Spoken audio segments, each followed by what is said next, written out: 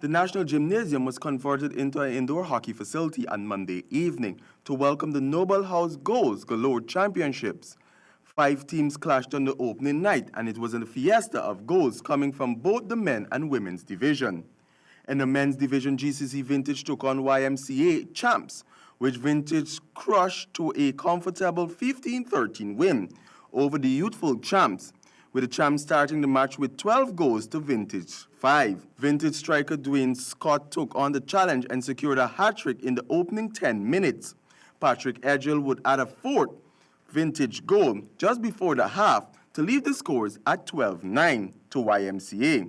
In the second half, it was more Vintage power as Scott would equal his first half tally with 3 more goals, while John Pang, Alan Fernandez, and Jason Gomes each added singles. In the other results for the men's game, SHC Splinters defeated Bounty GCC 10-9, and YMCA Pace Setters defeated SHC Slick Sticks 12-11. While in the women's division, the first encounter was between Bingo Spartans and GBTI GCC Tigers.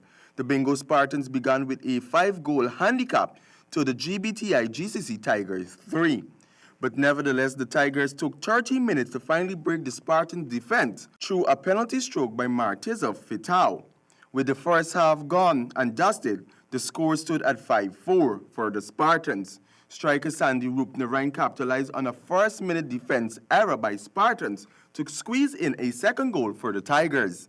With the Tigers down by 2, the pressure was set once again on the shoulders of Spartans and captain Medica Hardin, who had been solid in defense.